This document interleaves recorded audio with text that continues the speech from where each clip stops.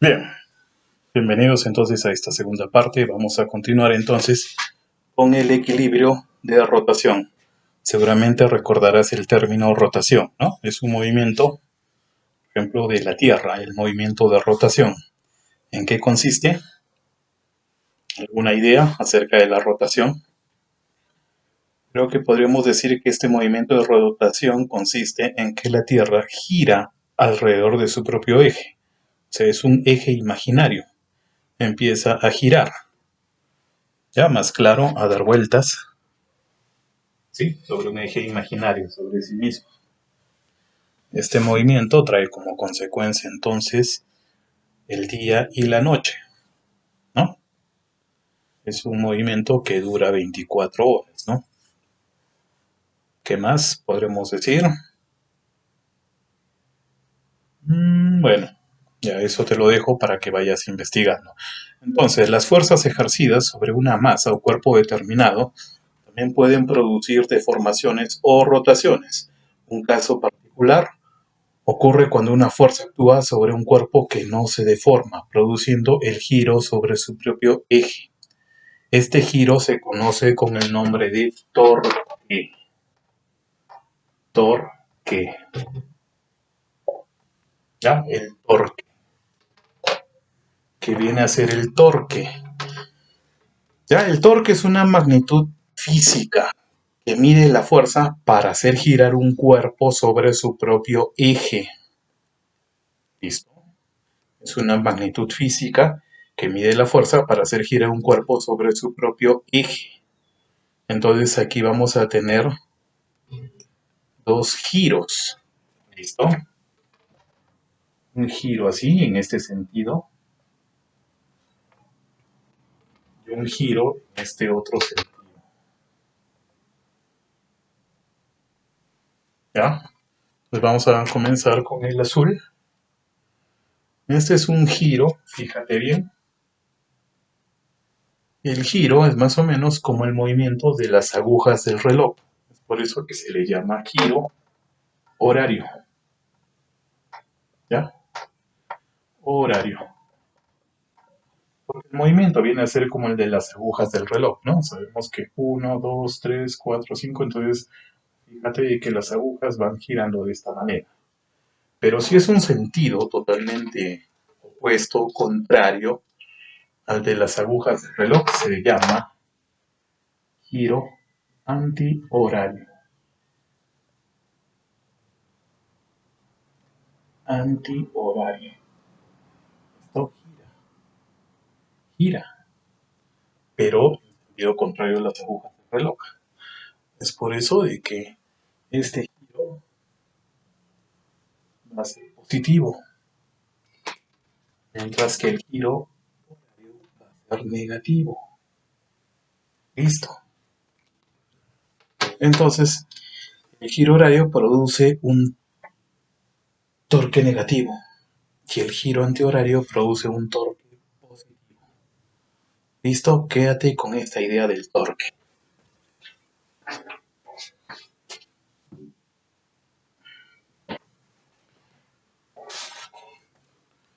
Bien, entonces aquí tengo entonces una llave. Fíjate bien. Entonces yo puedo aplicar aquí una fuerza para hacer girar esta llave. ¿Ya? Entonces, para que esta fuerza origine una rotación, es necesario que exista un eje de giro y que la fuerza tenga un brazo de palanca con respecto a este eje. El brazo de palanca es la perpendicular a la línea de acción de la fuerza. ¿Listo? Entonces fíjate bien, aquí hay un punto fijo. ¿Ya? Este es el punto de giro de esta llave. Y aquí tengo esta palanca. Entonces voy a aplicar una fuerza. Fíjate bien.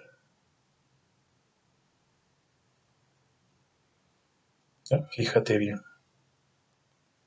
Entonces estoy acá y hago girar. Hago girar.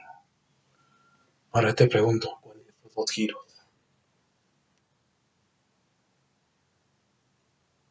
Ya, no se vio bien. Pues fíjate, y hago esto. ¿Ya? Acá, y empieza a girar hacia allá. Entonces, el giro es en sentido horario y el torque tiene el signo negativo. Ahora, estamos aquí. Hago este giro. ¿Ya? Está girando hacia allá. Eso es. ¿Ya? Girado en antihorario y el torque es positivo. Listo. Entonces, cuando en casa utilizas algunas de estas llaves, creo que ya no hay muchas, ¿no? En las casas. Pero es un giro horario y antihorario. Bien, entonces, qué bueno de que cuando haces este ejercicio, tú empiezas a recordar unas situaciones en la vida en las cuales podemos aplicar estos conceptos. A ver, ¿dónde más puedo aplicar esto? El torque. Tienes la llave del auto. Giras o haces este tipo de movimiento. Lo mismo cuando quizás en tu habitación tienes una cerradura y coges y haces girar. ¿Ya? O, no sé, la puerta de tu habitación. Tocan y alguien abre y por dentro se abre. Y al abrir entonces la puerta gira y al cerrar también gira. Entonces este torque se va a representar de la siguiente manera. Bien, entonces, antes de los movimientos, vamos a ver cómo representas a este torque, a esta magnitud física. En primer lugar, el torque se va a representar con este símbolo, como una letra T, una letra griega. Entonces es el torque de la fuerza respecto a un punto. Se va a representar de la siguiente manera. La fuerza que se aplica por el producto del brazo de palanca. ¿Ya? Listo, entonces veamos. El brazo de palanca.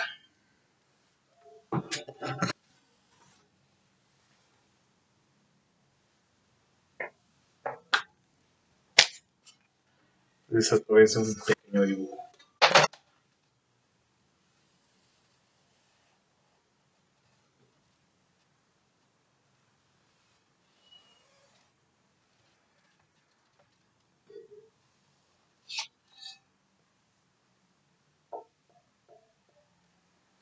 ¿Ya? Esto es un objeto.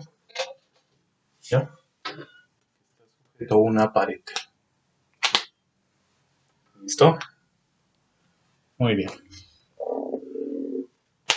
Entonces en esta parte voy a aplicar una fuerza. No te olvides que la fuerza la representas con un segmento de recta orientado, llamado vector.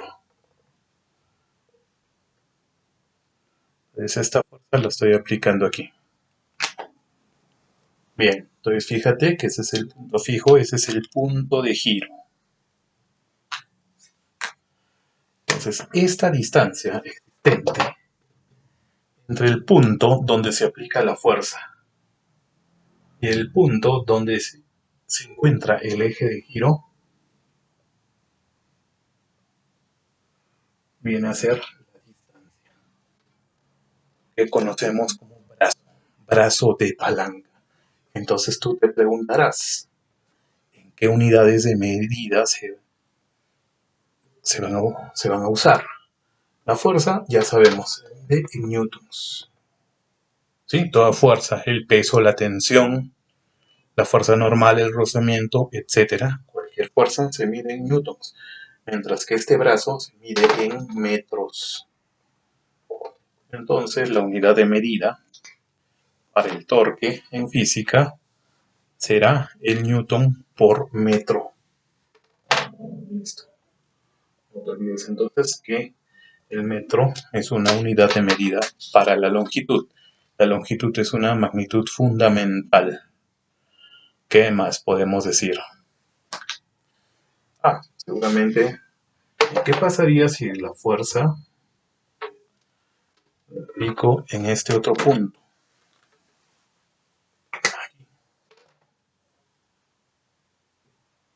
Sí, ahí está la fuerza. Entonces es lógico que el brazo de palanca disminuye. ¿Ya? Y es que el brazo de palanca viene a ser la distancia que existe entre el punto donde se aplica la fuerza, o sea, esta fuerza se aplica en este punto, y el eje de giro. Listo. Entonces aquí tengo entonces un brazo de palanca más corto. ¿Listo? Ya, ahora. No te olvides que al aplicar esta fuerza, ¿qué va a pasar con este cuerpo? Si tú aplicas la fuerza, va a haber un giro.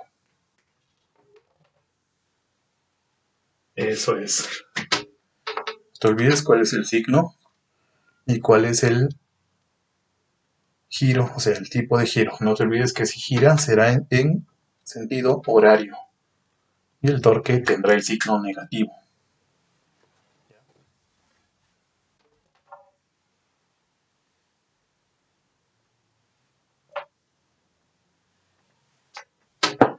Pero si la fuerza se encuentra aquí, se representa a través de este vector. No te olvides que el brazo de palanca será hasta este punto. Será hasta el punto donde se aplica la fuerza.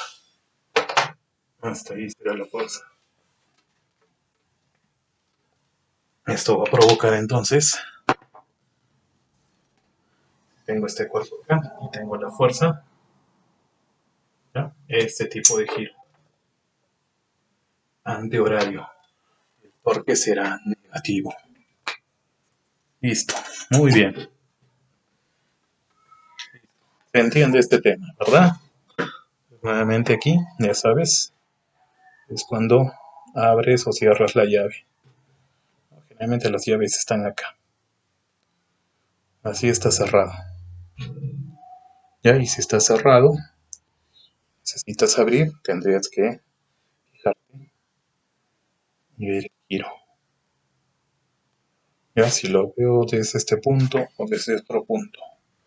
Ya, pero fíjate en el giro de la llave. Eso es. Muy bien, te apuesto que no sabías que el abrir o cerrar la llave aplicaba la física. Muy bien. Listo. Entonces, ya tenemos una idea de lo que es el torque. También es una magnitud. ¿Ya? Vamos a borrar esto porque el equilibrio de rotación está relacionado con una condición, con la segunda condición de equilibrio.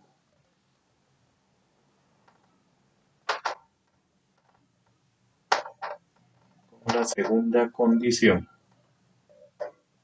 Listo. ¿Y esta condición en qué consiste? Bien, un cuerpo rígido se encuentra en equilibrio si la suma de los torques que actúan en él es igual a cero. O sea, esto quiere decir que habrá un torque resultante y la suma de estos torques debe ser igual a cero. ¿Cero qué? Newton por metro.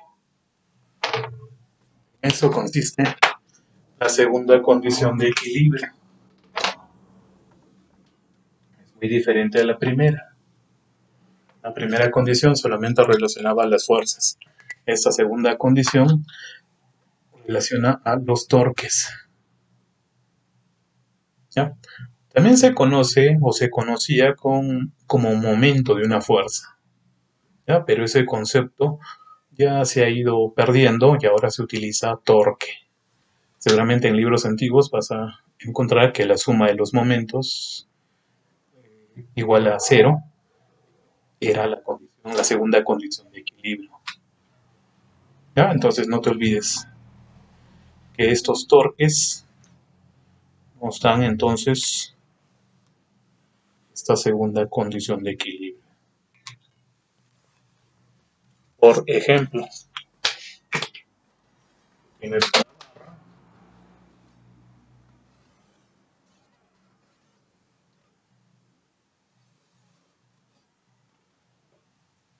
una barra, se entiende que está apoyada. Es como si tú tuvieras una barra que está sobre una pared, más o menos así como la regla. Exacto. ¿Sí?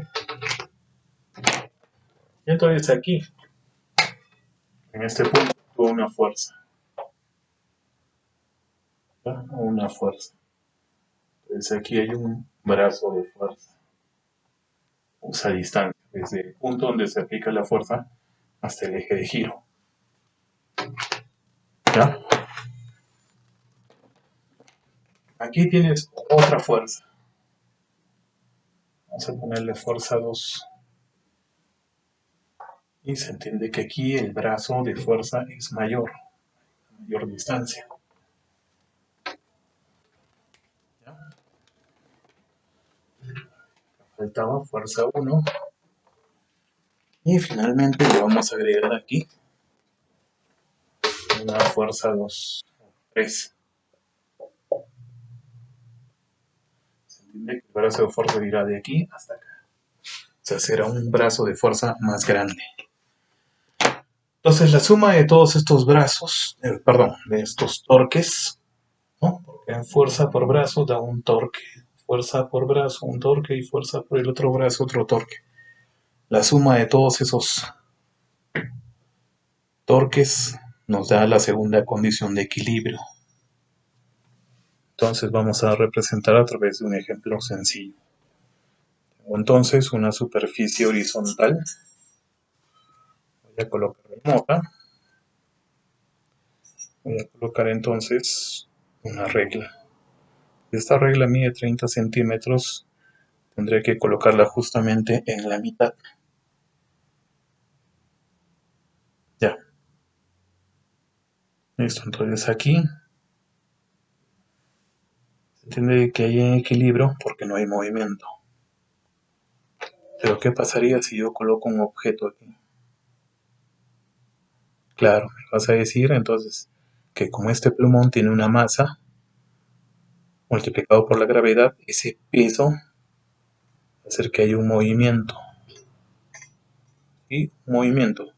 No te olvides que al haber ese movimiento hay un giro, hay un signo. ¿Ya? Entonces, ¿qué tengo que hacer para que haya equilibrio? Pues el objeto que coloco acá va a hacer de que en esta parte hay un movimiento, entonces esto se va a levantar. Entonces tendré que colocar un objeto acá y un objeto similar de la misma característica en este otro punto. ¿Sí? En ambos puntos. Si yo coloco dos objetos aquí y acá solamente uno, entonces va a haber más peso en este lado. ¿Ya? Entonces no habrá equilibrio. Entonces en eso consiste esta condición de equilibrio. Más o menos volviendo a lo que hacía Don Bosco. Don Bosco entonces, al caminar sobre la cuerda, sabemos de que usaba el equilibrio, ¿no?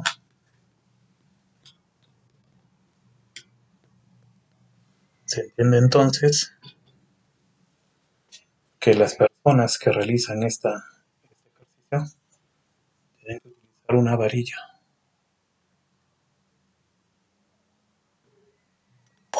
¿Ya? Tienen que utilizar una varilla.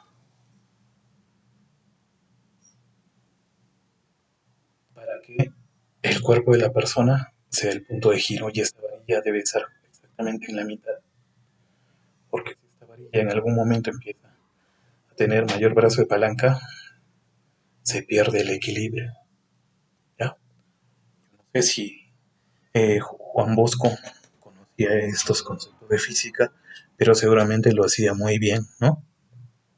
¿Listo? Entonces ya habíamos dicho de que eso no es magia, es simplemente física.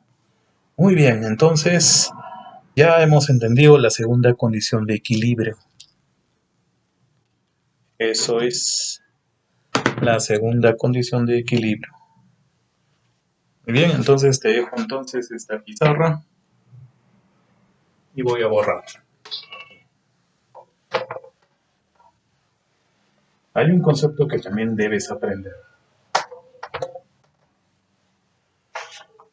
Se llama el concepto de par de fuerzas. Par de fuerzas. No, no tiene nada que ver con ese par. A veces los amigos dicen un par más y nos vamos. ¿Sí? Pero aquí es par de fuerzas. ¿Qué será pues un par de fuerzas? Se puede decir que son dos fuerzas, ¿sí? Un par de fuerzas viene a ser dos fuerzas. También en algunos libros de física se le conoce como cupla. Cupla, ¿ya? Cupla. Muchas personas dicen debería ser dupla, ¿sí? Dupla son dos. O bueno, ese es el término cupla o par de fuerzas. Entonces es un sistema formado por un par de fuerzas de igual módulo, pero de sentidos contrarios. ¿Ya? Entonces son dos fuerzas que actúan de igual módulo, o sea, quiere decir que ambas son iguales, pero de sentidos contrarios. Y esto genera un efecto de rotación pura. Por ejemplo, cuando tú abres o cierras el caño, ¿ya? Entonces, para abrir utilizas una fuerza y para cerrar usas la misma fuerza. ¿Ya? ¿Qué más? Tú que estás en el colegio Don Bosco y utilizas unas herramientas, ¿me puedes decir para qué sirve? A ver.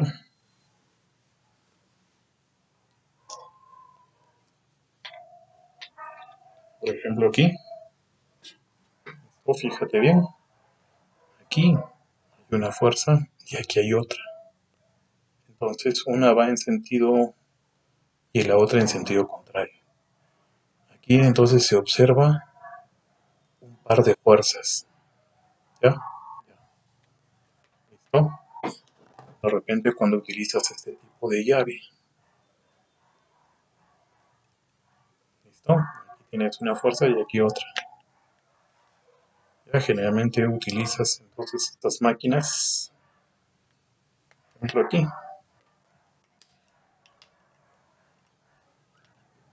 ¿Ya? Aquí hay una fuerza y aquí hay otra. Mismo esta. Nuestro alicate, una y otra fuerza. Entonces, ¿ya? Bien, entonces. En este sistema de dos fuerzas hay un par de fuerzas. Entonces, cuando tus amigos te digan un par y nos vamos, no. Utiliza mejor el par de fuerzas, la cupla. Ya, ahora sí. Tenemos también otro concepto más. Este concepto tiene que ver con el centro de gravedad. Sí, seguramente has escuchado acerca de la aceleración de la gravedad. ¿No? Entonces vamos a ver qué es el centro de gravedad. Sí, de alguna manera están relacionados con la gravedad. Entonces el centro de gravedad es la capacidad de poder mantener una posición en el espacio temporal, independiente cuál sea la movilidad que se ejecute. En otras palabras, el centro de gravedad es un punto geométrico imaginario que se encuentra en el interior de cualquier objeto, ¿ya? Sobre cualquier tipo de material que producen un movimiento. Seguramente has escuchado esa adivinanza que hice. ¿Cuál es la mitad de uno? No, la mitad de uno no es un medio. La mitad de uno viene a ser el ombligo. Justamente ahí en el ombligo estaría el centro de gravedad. O sea, está en la mitad de nuestro cuerpo. Ya es como si tuvieras una persona.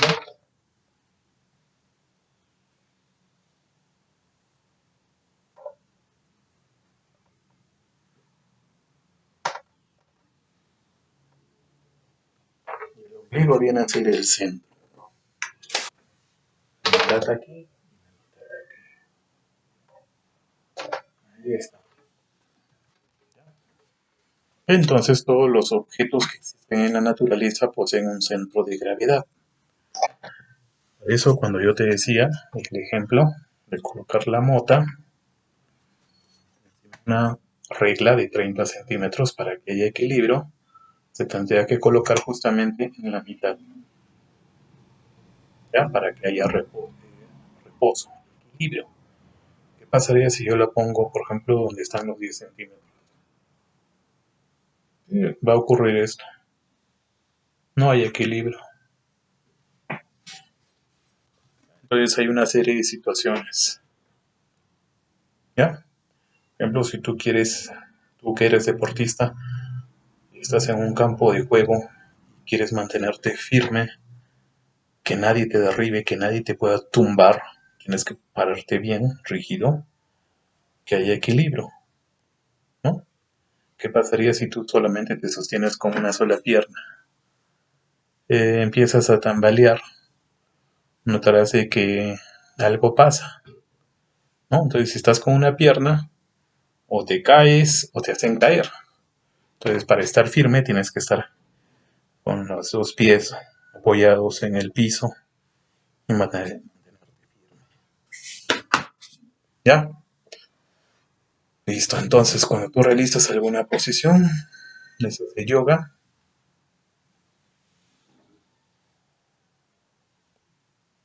tienes que compensar esto, ¿no? Por ejemplo, a veces cuando vas al colegio te pones la mochila atrás.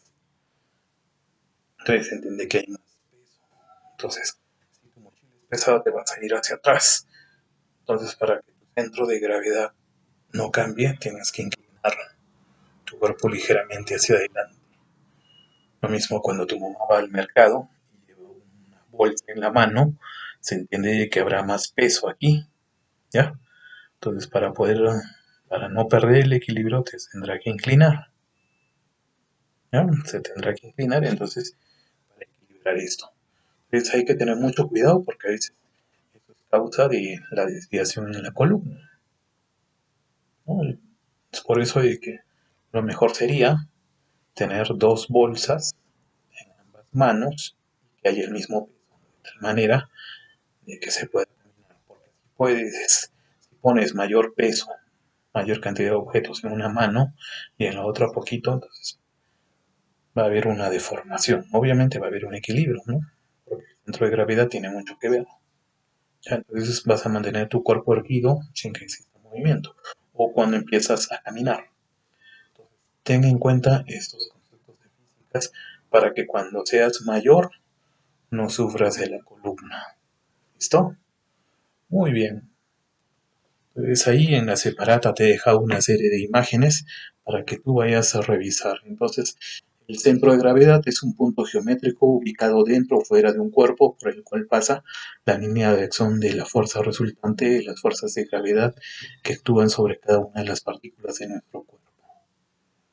¿Listo? Entonces, el centro de gravedad de los objetos generalmente es un punto medio.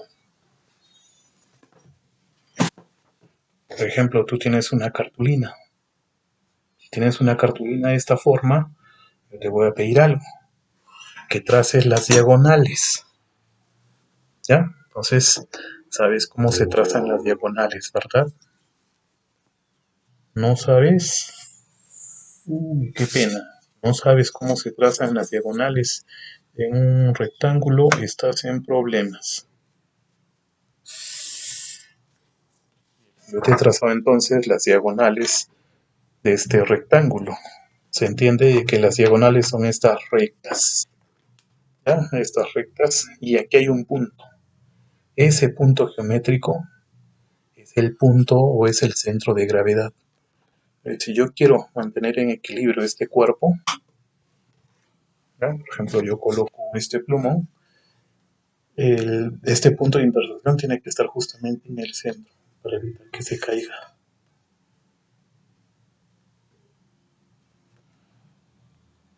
Porque si no es así, se va a caer. Se cayó. Bueno, listo. Ahora, este centro de gravedad provoca entonces que hayan cuerpos que tengan estabilidad. Entonces, cuando tú vayas a construir tu casa, procura entonces que la vertical que pasa por el centro de gravedad esté dentro del cuerpo. Supongamos, tú quieres construir un edificio, el edificio se elevará hacia arriba. ¿Ya? Entonces este cuerpo está en una posición estable. Pero hay algunos objetos, hay algunas construcciones que el hombre ha hecho y que tienen ligera inclinación y no se caen. Por ejemplo, ¿has escuchado de la famosa Torre de Pisa? Pisa es una ciudad. Esta Torre de Pisa se encuentra en Italia. Entonces el cuerpo está en una posición inestable, o sea, tiene cierta inclinación. Entonces la vertical que pasa por el centro de gravedad cae fuera de la base. ¿Ya? Entonces esta torre de Pisa no se cae, a pesar de que está inclinada. Pero si se va a inclinar un poco más, se va a caer. Entonces aquí tienes un cuerpo que está en una superficie horizontal. Hasta que haya una inclinación, una ligera inclinación, ¡pum!, se va a caer. Por eso es que las construcciones de las casas tienen que ser bien sólidas y deben tener en cuenta este centro de gravedad porque si no se vienen abajo. Ahora también tienes el cuerpo cuando está en una posición indiferente, cuando la vertical que pasa por el centro de gravedad cae en la línea o punto de sustentación del mismo. Entonces pueden haber diferentes posiciones. ¿Listo? Entonces no te olvides, has aprendido varios conceptos para tener en cuenta en el futuro. Listo, entonces llegamos hasta aquí. Eso es. Finalizamos esta segunda parte.